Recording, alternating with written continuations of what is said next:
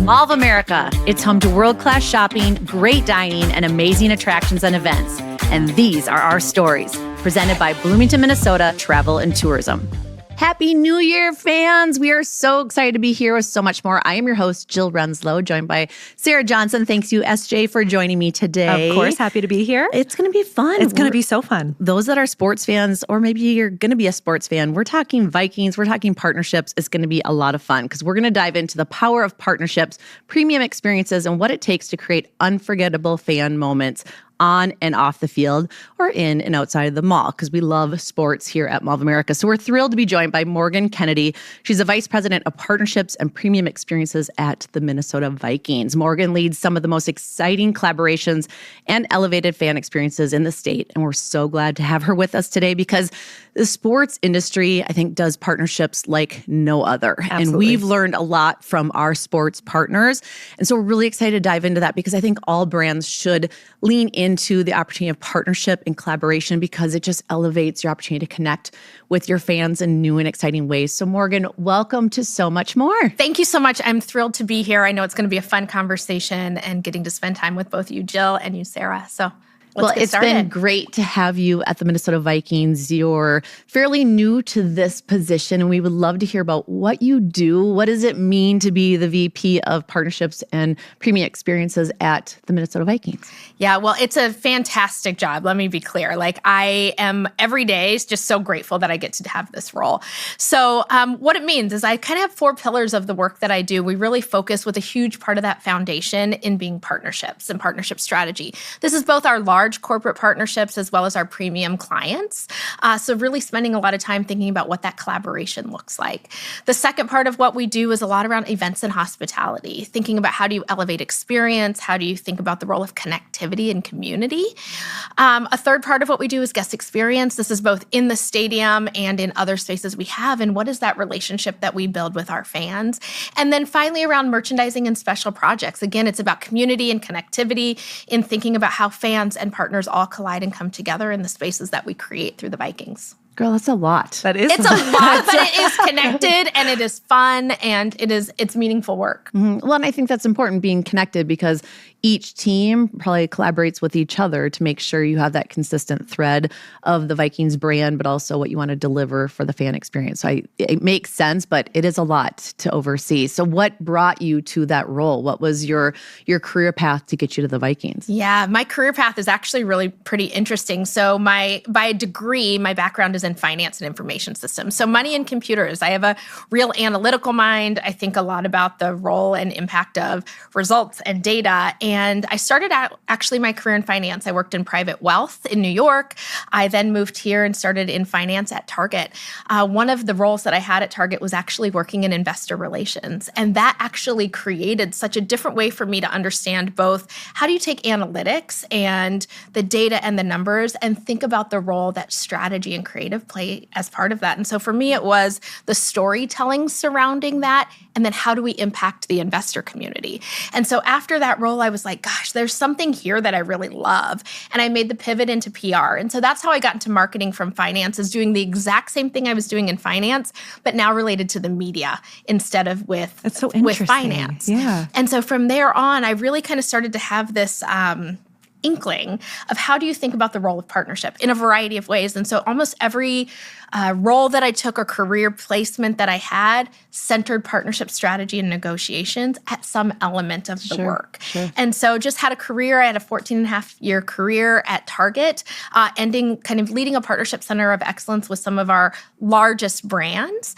But I also started Target's, I would say, first sports marketing strategy. We had sports partnerships at Target, but they were disparate. They were all over. And what I could see from kind of that collective view of being able to take analytics in is how do we negotiate differently? What do we want the brand to look like? And how do you start to put those things together in one place? And that really kind of got me on the path to thinking about sports and partnerships together. And then kind of spent a year at a technology company here in town, really thinking about the same thing, and then made my way over to the Vikings about 1.5 years ago. Wow. So That is an interesting So trajectory. are you a big football fan? I'm a huge football fan. It's a good prerequisite to go working for the Vikings. Yes. Well, I grew up in Colorado. And so Colorado has a really similar football kind of environment as Minnesota does. It's really ingrained into the identity and the culture of kind of the entire city and state. And so I kind of grew up in it. I was a big Broncos fan growing up. Hopefully you've converted at this point. I have. I was actually also a Broncos cheerleader. And so Really? it How was like fun. the most fun thing that I did in college. You're going to have to share really- photos with us. Oh We're gonna gosh, have to see that's all that. I have too, because it was so long ago. It was before Instagram and Yes. video, so it's great. I'll share photos. But it's really what showed me the power of what sport can do in community and as a business, that it kind of was the anchor to kind of how I weave sport into almost everything that I did. And I didn't really realize it until you kind of look back at all the connectivity that kind of comes along with it. And so, yes, Vikings are my number one team, but my AFC team is still the You Broncos. always have a special place in your heart for the Broncos. absolutely. I love that. Well, and we had to ask as we were getting ready for the podcast, we were talking about your wardrobe because as we talk about always having a little dash of purple when we're talking about the Vikings. And so obviously you've converted your wardrobe for a lot of gold and purple, I would assume. I'd like to add more gold, but I definitely have a lot of purple in the wardrobe. I do feel like that's my feedback as a fan as well, as I would love to see more gold. I love your stores. I've been going into the stores a lot when I've gone to games, and I love the build out of them. But I'm like, there's a little bit more gold to be had. What could we do love there? that feedback. I do. I love that. Well, and we have the Vikings locker room here do. at the mall, but there's Yes. also one just down the road at TCO having the retail available. And I think that NFL specifically of all the pro sports has just leaned into a whole nother realm of fashion and really looking at a lot of the players' wives or other folks that are getting really into the niche fashion opportunities. So we're loving that Yes. and just seeing that change in the industry as well. So are you seeing that, or do you have some players' wives right now that are into, or maybe players themselves that are getting into the fashion scene? I would say all of them. I think, the one that comes to mind most is, of course, Justin Jefferson. He's walked on Fashion Week runways, and fashion is a huge part of how he kind of thinks about his world. But I'd say that's the power of sport, too. It's really a lifestyle piece. It's like, who are these athletes? What do they care about? What are the brands they love? How do they represent themselves off the field? And that starts to translate into the fan community and how we start to think about what partnerships do we want to lean into? What are people excited about?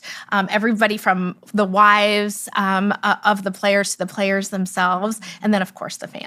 And I will say that I feel like, sorry to interject really quick, but like that was my segue into being more of a fan, is that I feel like I loved the culture of it. I loved the retail. I loved to see the walk-ons. Yeah. So when they start to walk in and you're like, wow, that's a really great like shirt or pants or whatever the circumstances are. And to your point of Justin Jefferson, his bling, I feel like he's very known, yes. which I do also have questions. Does he ever lose a diamond? Oh my gosh, there's a every video. game. There's a video on social right now of him standing on the sidelines and he had lost an earring on the field. And one of the other players came up and was like, "You lost this." And he's like, "Oh, thanks.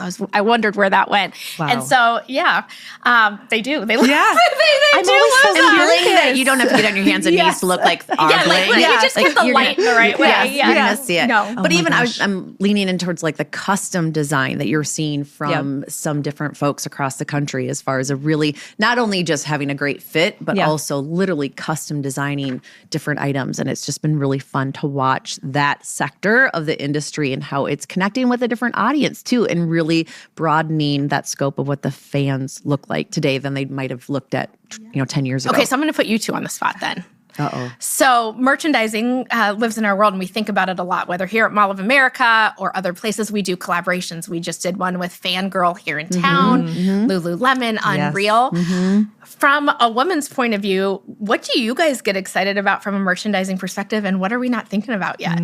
I love what you guys have been doing with the different collabs, with the different partners, because I'm always looking for something that's different.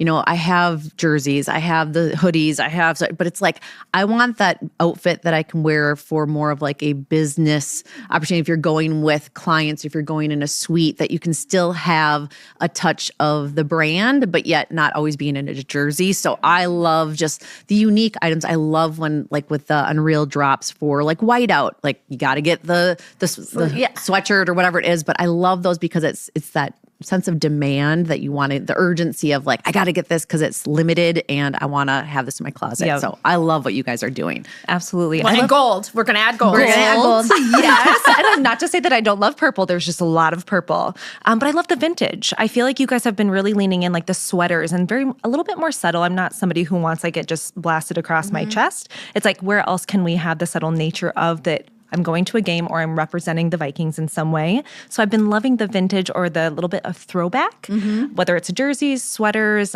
jackets, like the bomber jackets have been really fun too. Leather, I feel like, is coming back to in a different way. So loving how you guys are leaning into that. And I would love to see a little bit more. Okay. Well, thank you guys for that. No, it's great. And that's a great segue because as you look at merchandise and how you guys do a phenomenal job of taking care of your partners. So would love to talk about like premium experiences, whether it's connecting with your partners and really finding the right fit of brands that work with the Vikings and or what those experiences look like for fans. So let's start with partners, what you look at or look for when you're looking for partners of the Vikings. You've had a lot of long-term partners that have stuck with you for many, many years. But as you look at new opportunities, what is that brand alliance? How important is that for you guys and what are you looking for? Yeah, I think brand fit is a huge portion of how we look at that. There's an element of like, do our values align? Because at the end of the day, we want to create experiences that have never been done. One of my philosophies is how do you do things that are first, best, or only? And so if you're going to do that, you need a partner who wants to lean into that same philosophy. But to anchor to that, you need to align on your values. Do you believe in the same things? And so values becomes a huge part of what that looks like. Then people who want to collaborate. What do we want to build together? What do we want to do that's different? Because experience, the data out there right now, consumer confidence was at one of its lowest levels in December. People don't want goods, but they want to lean into experiences. It's part of their identity. And so what are we building that allows fans to feel connected to the identity of who they are and who the Vikings are? And so for me, it's really thinking about who are those partners that believe in the same thing. And then, of course, yes, ROI and measurement, all of those things will come if we set the right partnership and system up to really respond to what the fans and the partnerships need. I love that. First, best, or only. I feel like that's something we're going to take that, Jill. I like it. We're stealing that from you. I might have stolen it from someone else. So it's okay. When you speak about the Vikings, there's so many commonalities that we look at as well, as far as the experience is so important. Yes, people buy those tangible goods, and especially during the holiday season, they want to have something under the tree, but we see that huge shift towards they want to create memories together. And what's super interesting about the sports industry and what we have in our retail and entertainment industry is the fact of it's generational. You see grandparents enjoying it with their grandkids, mothers and sons and daughters, and like you see this cross section of the generations, and we have that as well. And that's why we found so much success in partnering with sports brands because it's so important. So from the fan experience perspective, how are you leaning in to continue to add that premium experience, and how do you continue to level up of what a fan experiences at their, in their houses, in their living rooms, watching the game day versus being in the stadium, and how do you lean into that? Yeah, I'd say it's probably one of my favorite parts of the job is the feeling of sport is really based in people's core identity. Like you are a Vikings fan, you have it's been passed down to you from generations. It's how you tell stories about how you've shared your moments. And so identity becomes a huge portion of that. So when you start to think about that, then you lean into personalization. You lean into never before access. You lean into ways people can tell stories about who they are or where they came from. So even if you think about products, right? We just talked about the experience of things. That's what I love about Vikings merchandising. It's like, oh, I finally got the whatever jersey, and that person did this on the field, and I was at that game. You start to tell full stories that people create that identity of who they are through the Vikings. And so I think that's where I get really excited is how do you start to blend? What does it mean to just create this thing, and what does it mean to create this thing that allows you to reinforce who you are through the lens of the Vikings? What's been one of your most favorite activations or brand moments that you've experienced since you've been with the Vikings? Big question. It's a big question, and there's so many. But one of the things that I have found really rewarding since joining the Vikings is the expansion into international. Because there is both an element here of people being excited to share the Vikings more broadly, and introduce new audiences to the brand and to the sport of football. So last year we had a game 2 years ago when I first started, we had a game in London. Last year we did the first back-to-back NFL game in both Dublin and London. And so this was a combination of both introducing it. We did some big fan activations and experiences, but we also did a lot of premium hospitality. And what I found is fans travel. They want to be a part of never before. It goes back to that storytelling and that identity. And so for me, being able to just start to translate football and our brand internationally has been really amazing. I had the opportunity to go to the first international game for the Vikings in London. It was amazing to see all the international fans. And I mean, they literally would wear whatever jersey was their favorite team. And I'm like, wait a second. Like, that's not what this wearing jerseys of the two teams that are playing. But the enthusiasm and excitement of just something that was unique for the European market to experience was so special to be part of. So I can't even imagine the last couple of years of how that's continued to grow. And I mean, the back-to-back international games, that was a huge lift for your team to deliver. But I mean, kudos to you guys for embracing change and opportunity and bringing unique opportunities for the partners as well and the fans. It's great. It's great. Well, I'll have to get you over into Europe. Yeah, I was going to say, Jill, next time. You can do it. Well, I was going to say, too, I really loved seeing the clips because they would do some behind the scenes of the fans in those spaces. And they put some of us to shame as locals. Oh, yes. They are fully decked out. Their houses are. They are just another level. I was impressed and I loved it. I think that's what's so cool, too, is like, how do you start to take back some of those things? So if you think about the European market, soccer plays such a huge, sport, again, huge part of what it is. But what is it about sport there that could translate back here in a new and different way? And you can see kind of the crossover of how they take soccer and implement it into football. And I think actually it's one of the reasons why the Vikings resonate so much. We have an environment and a game day experience that allows people to be really invested into the sport, whether that's a Skol chant or how we think about pregame, that I think we do better than most. And I think that translates really well. Yeah. So I have to say the Skol chant, and I don't know if you can share the history of that or how it came to be, but I was so impressed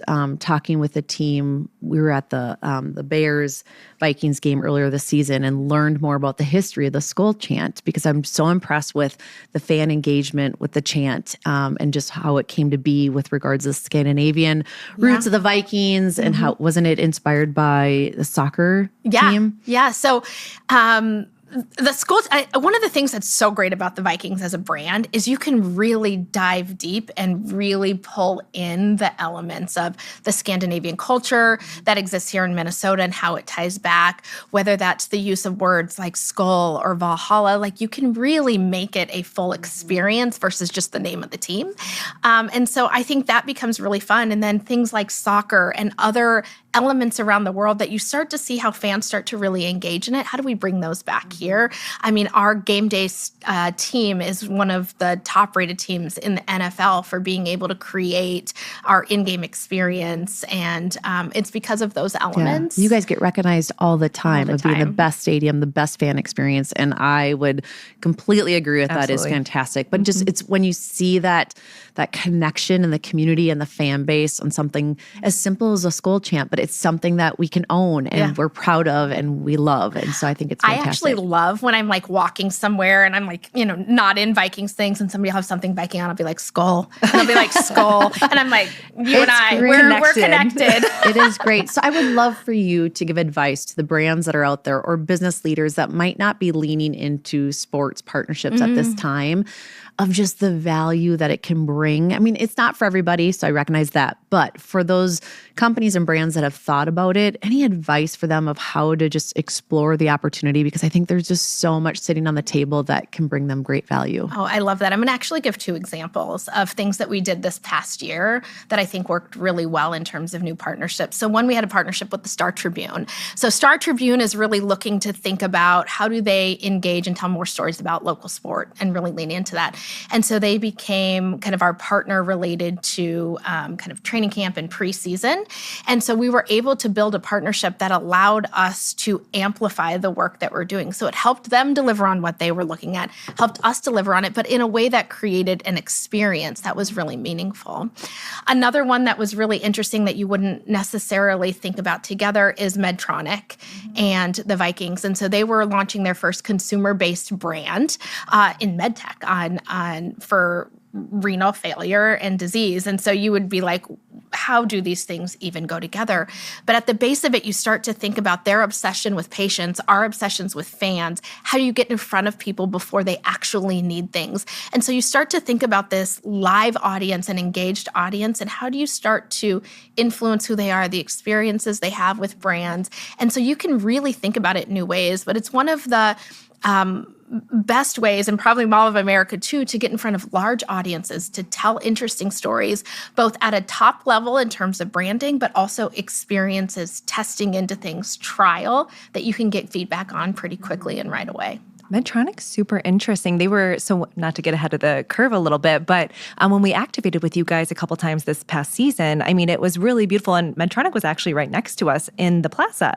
And they had just such a built-out team. It was very engaging. I mean, they did such a fantastic job. So it's fun to hear the background of why they were there and what their purpose is as a brand. But it was phenomenal to see them and to engage with them because we were right next to them as well. But they had a lot of people that were just intrigued. And I do think that's the beautiful part too of the plaza, is people just are excited to be there. The energy is there, and they want to engage with all the brands that are out there too. Yes.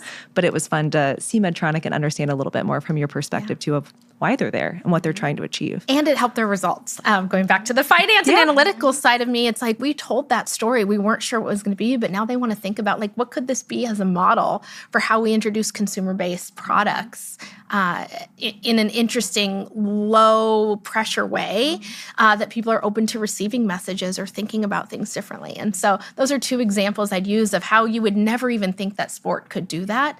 But we've got a wide variety of audience in there consistently, thinking about different behaviors, values. And it's not just in the stadium. We have a large digital footprint. We're in the community often. So it's not just about those game days, though game days play a pretty important role. Mm-hmm.